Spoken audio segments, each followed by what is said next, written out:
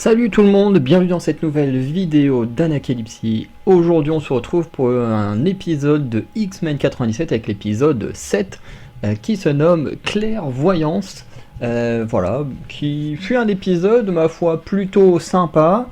Le seul truc que j'ai trouvé un peu dommage et qui en fait contrebalance totalement tout ce que j'avais dit dans l'épisode, par rapport aux épisodes précédents tout simplement, c'est que dans l'épisode précédent j'ai l'impression que on va un peu trop vite, honnêtement, où des fois on prend pas trop son temps de raconter des histoires, notamment quand on a les épisodes coupés en deux, ça aide encore moins à avancer, de prendre son temps plutôt dans les histoires. Et là, je trouve que c'est tout l'inverse, on prend peut-être un peu trop de notre temps, même si l'épisode est plutôt sympa. Puisque d'un côté, on va suivre les X-Men qui vont d'abord enterrer le mutant qui est décédé dans l'épisode 5. Voilà, donc on suit son enterrement. Et voilà. On suit également les X-Men qui étaient restés au manoir, qui vont du coup découvrir avec horreur ce qui s'est passé à Genosha, mais en étant réellement dans les lieux, en voyant juste les décombres, les corps mutilés, bref, la catastrophe que mène ce genre d'acte, voilà, et auquel du coup ils vont aider les gens, voilà, à montrer que les X-Men sont là pour aider tout le monde et tout, donc plutôt intéressant. On a des conversations avec le fauve et la journaliste qui tentent à montrer que voilà, les choses ne pourront jamais changer entre les humains et les mutants. Ce qui est totalement vrai, rien ne changera entre ces peuples, c'est comme ça, ce sera une guerre sans fin, malheureusement. Ensuite, on a d'un côté un mutant, voilà, parce que comme j'ai pas spoilé qui était mort, donc je préfère garder en mode, voilà, ne pas dévoiler ça, même si, bon, si vous avez vu les épisodes, vous savez très bien de qui je parle, mais on ne sait jamais si quelqu'un suit les épisodes en même temps que moi j'en parle. Je préfère éviter de faire des spoils, surtout que la série maintenant elle doit bien avoir 2-3 mois, donc techniquement les fans de X-Men l'auraient sûrement déjà vu. Mais du coup on suit un mutant en pleine période vengeresque qui permet des caméos, notamment le caméo de Captain America, voilà, qui fait un face-à-face avec un mutant. Alors ils vont pas s'affronter, mais du coup on va entendre parler d'une organisation un peu bizarre. J'ai oublié le nom, mais qui était plus ou moins lié aux Nations Unies, voilà, et qui du coup mène Gyrick, donc celui qui est censé avoir tué Charles Xavier, dans différentes prisons afin que les mutants ne les retrouvent pas, puisqu'ils ont entendu qu'un mutant le pourchassait. Du coup, il y a un peu une confrontation d'idées avec le mutant qui va absolument se venger de la mort de son camarade et de tous les mutants qui sont morts pendant le génocide, tandis que Captain America est lui en mode oui mais moi j'ai les mains liées, machin, je peux rien faire, tant que j'ai pas les avals et tout ça. Et du coup le mutant il pète un câble, il vole même le bouclier pour le balancer très très loin dans les montagnes, et dans ma tête ça m'a fait marrer parce que j'étais en train d'imaginer Captain America dans les montagnes en train de chercher son bouclier. Tu vois, c'est un peu comme quand t'es gamin à Pâques où tu cherches des œufs dans ton jardin, et là t'as Captain America qui cherche son bouclier dans les montagnes. Bref, j'avais une image comme ça dans la tête, du coup ça m'a un peu fait rire. La scène n'est pas drôle en elle-même, puisque d'ailleurs c'est une chose dans Avengers vs X-Men, je crois que c'est juste Avengers vs X-Men le nom du comics, où il y a un truc en plus. Non, je l'ai pas ici, il doit être chez ma mère. Ou peut-être encore chez mon pote à qui je l'avais prêté. Ah, attends, ah non, c'est juste Avengers vs X-Men. Parce que du coup, j'ai le comics Avengers vs X-Men et il y a aussi un deuxième comics qui est sorti, qui en gros raconte un peu ce qui se passe un peu plus en détail. Enfin, vous savez, un peu les sortes de... c'est pas vraiment... J'ai pas envie d'appeler ça des spin-offs, parce que les spin-offs c'est vraiment une autre histoire que tu racontes à partir de l'univers de base, que là c'est vraiment des rajouts, mais je sais plus comment on appelle ça dans les comics, ça a des noms, je crois que ouais, je sais plus comment on appelle ça, bref, mais vous voyez ce que je veux dire, quoi, c'est vraiment des compléments de ce qui se passe pendant Avengers vs X-Men. Du coup j'ai le complément ici, mais le comics de base, il doit sûrement être chez ma mère ou chez un ami à qui je l'avais prêté, et que j'ai peut-être pas encore récupéré, mais bon, comme j'ai pas l'impression de le lire tout de suite, c'est pas très très grave. Mais dans ce comics-là, justement, il y a toute une confrontation justement entre Captain America et Cyclope, où Cyclope reproche à Captain America que les Avengers n'ont jamais aidé les mutants. Et d'ailleurs, dans Civil War aussi, il y a ce truc-là où je crois que c'est Captain America qui vient voir Emma Frost pour demander de l'aide, et que Emma Frost lui dit non mais vous les humains vous avez jamais rien eu à foutre des mutants quand nous on se faisait agresser, maltraiter, vous les Avengers vous êtes jamais venus nous aider, vous nous avez toujours laissé dans notre merde, donc pourquoi est-ce que maintenant que vous êtes dans votre merde on devrait venir vous aider? Et tac, elle l'avait renvoyé balader, c'était vraiment très cool. Mais je sais plus si c'est Captain ou Iron Man qui l'avait renvoyé balader, mais bref c'était très très cool. Et là le rapport entre Cyclope et Captain America était le même, c'est que bah voilà, tant que bah, c'est que les mutants qui se font frapper sur la gueule, bah, les Avengers en ont rien à foutre. Mais une fois que ça touche aux humains, comme avec la Force Phoenix qui revient sur Terre, bah là tout d'un coup, les Avengers ça les intéresse parce que bah, ça peut faire du mal aux humains. Donc là d'un coup, on rentre dans les conflits.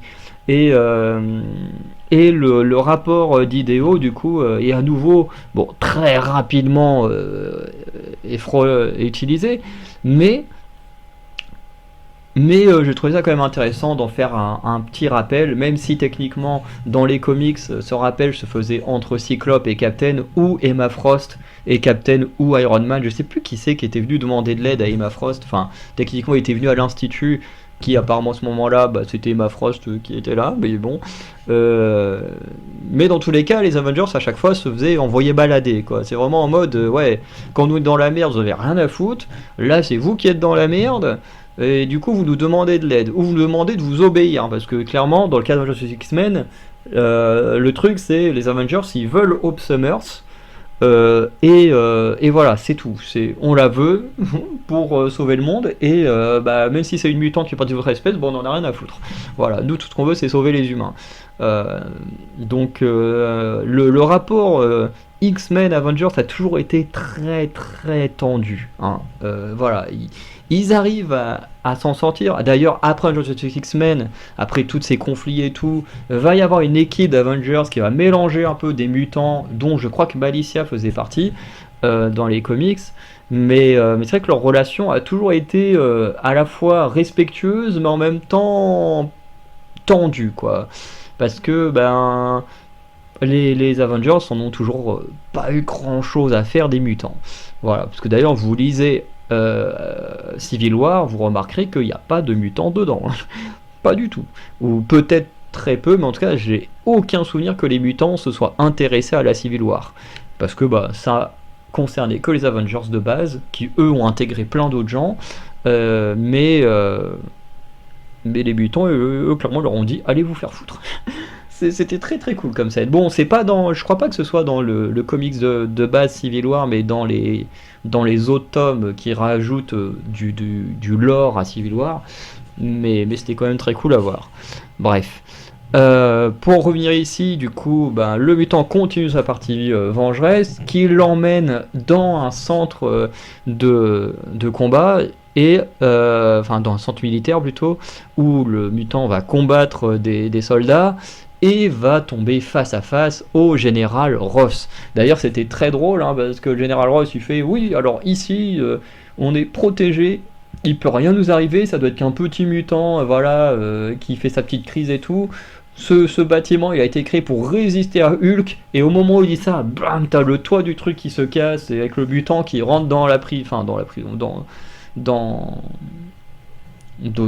dans la structure militaire, et c'est très drôle, parce que le gars il est en mode ouais, même Hulk il peut pas rentrer ici, et là pouf, le mutant qui rentre au même moment, c'était très drôle.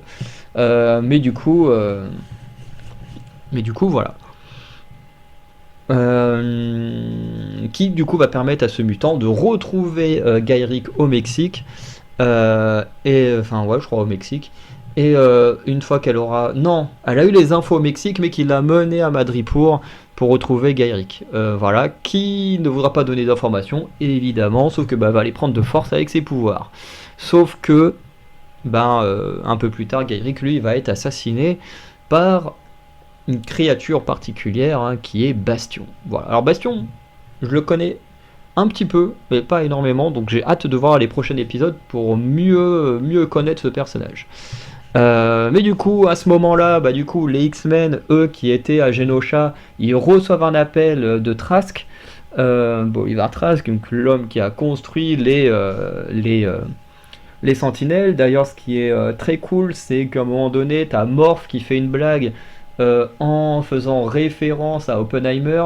Voilà, où Oppenheimer, il a créé la bombe nucléaire à la base pour tenter de stopper un conflit et tout, et au final ça a juste été une arme de destruction massive et qui a commis des catastrophes, hein, tout simplement, et maintenant beaucoup de pays possèdent ce genre d'armes. Ce qui est vraiment une catastrophe. Et Bolivar Trask est un peu travaille dans ce genre-là, en mode voilà, j'ai créé les Sentinelles à la base pour protéger les humains. Mister Sinistre et quelqu'un d'autre encore au-dessus de lui les utilise pour faire encore pire avec ce génocide. Mais moi, c'est pas ce que j'avais envie à la base. Donc, je veux juste protéger les humains, mais pas forcément faire de génocide. Même si on sait tous, quand on connaît les X-Men, on a tous des images, hein, de certains comics qui parlent du futur, où dans le futur, la plupart des mutants sont assassinés par les Sentinelles. Donc, qu'il le veuille ou non, Trask a quand même créé un truc vraiment terrible. Du coup, on a Malicia du coup qui le laisse crever parce que le mec veut se suicider, et comme il n'a pas plus d'informations, Malicia le laisse crever. C'est assez intéressant de montrer que certains, voilà, les personnages sont beaucoup plus nuancés, comme dans les comics ici, comparé aux films, où les films, les persos sont méga lisses. Dans les films, c'est t'es gentil, t'es méchant. Il n'y a pas d'entre-deux, à part avec Captain America lors de la Civil War et tout, mais en général, voilà, il y a assez peu d'entre-deux dans les films de super-héros. Dans les comics, c'est beaucoup plus différent. Voilà, Captain America dans les comics, il est très différent, enfin il est très différent. Il est beaucoup plus nuancé, notamment comme quand il se trouve face aux X-Men, tu vois, lui qui est le héros parfait de l'Amérique et tout, et qui pourtant a des tonnes de mutants autour de lui, hein, qui se font tabasser chaque jour, et puis il en a rien à foutre, tu vois, ça casse un peu son image, et même lui, il l'assume, hein, d'une certaine manière, qui devrait faire plus pour les mutants que de juste ne rien faire en fait. Et c'est pour ça que les persos sont plus nuancés, quand même. Cyclope, au bout d'un moment, qui devient un peu une sorte de terroriste à la Magneto, après avoir été contrôlé par la Force Phoenix et qui pète un câble. Enfin bref. Et les persos, voilà, comme je disais, sont beaucoup plus nuancés, là où le cinéma a tendance à en faire des persos méga lisses. Et ce qui est très dommage. Mais là, j'ai bien aimé le fait que Malicia, son passé de criminel, remonte un peu en force. Et après ça, finalement, ils se font attaquer par une sentinelle qui s'avère être du autre que Bolivar Trask, qui du coup a été transformé en sorte de sentinelle par Bastion, et du coup qui va combattre les mutants jusqu'à être vaincu par Cable, qui du coup est revenu dans le passé. Alors effectivement, parce que j'ai vu une vidéo du chef Otaku en parler, et effectivement, je trouve un peu dommage qu'on passe très très vite sur la retrouvaille entre Scott et Cable, parce que Cable, c'est lui qui va sauver Scott de Trask, et t'as Jean Grey qui rentre dans sa tête, et du coup il lui répond sors de ma tête, tu n'es pas elle, en parlant de Madeline, ce qui fait que Scott il comprend que c'est son fils. Du coup l'autre il est juste en mode oui papa, faut faire ça pour faire un truc, maintenant passons à autre chose. Et je trouvais ça un peu dommage, quoi. Les retrouvailles entre le père et le fils sont un peu vite expédiées. Ça, je trouvais ça un peu dommage parce que ça aurait mérité un peu plus de travail. Voilà. Et après ça, du coup, on découvre Bastion avec là où, enfin, on voit d'abord Bastion avec Mister Sinister qui révèle à ce dernier que Charles Xavier est encore en vie, puisque grâce à un vaisseau Shire, il a pu utiliser la technologie pour du coup voir ce qui se passe là-haut. Et à mon avis, c'est également ce qui lui a permis de créer les sentinelles améliorées. Bref. Et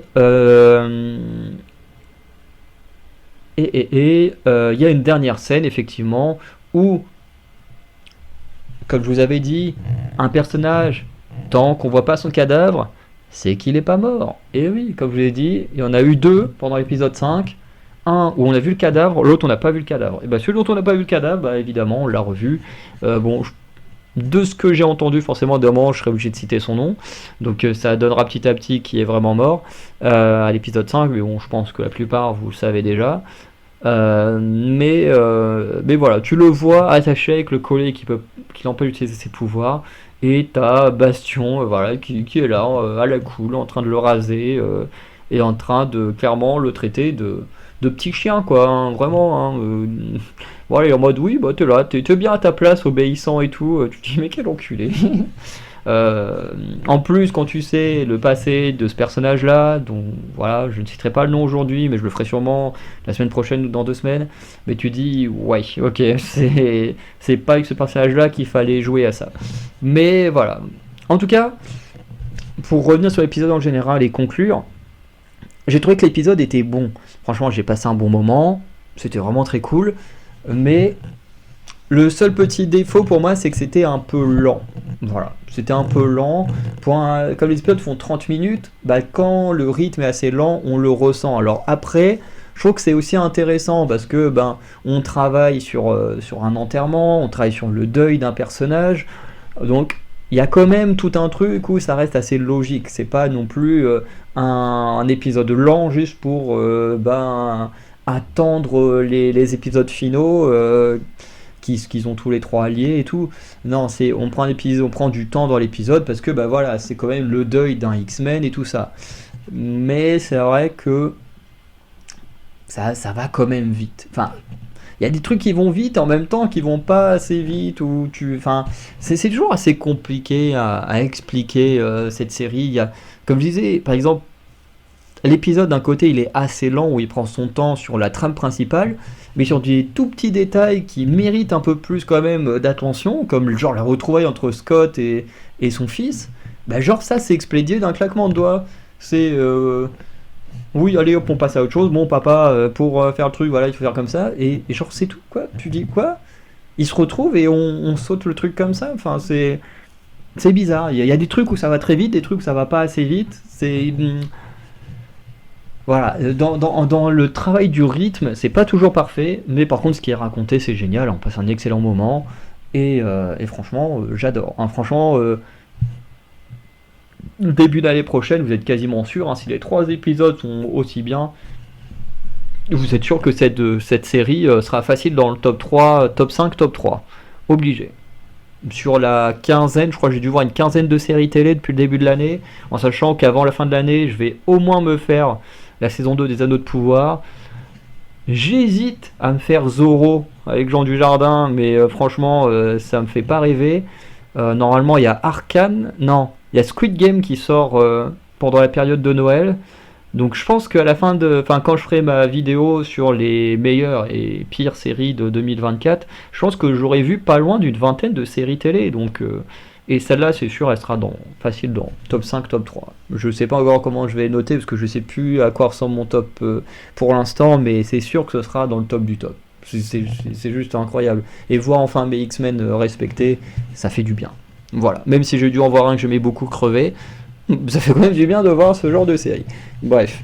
En tout cas, dites-moi ce que vous avez pensé de cet épisode. Je vous souhaite une bonne soirée. Je vous dis à très bientôt pour de nouvelles vidéos. Ciao tout le monde.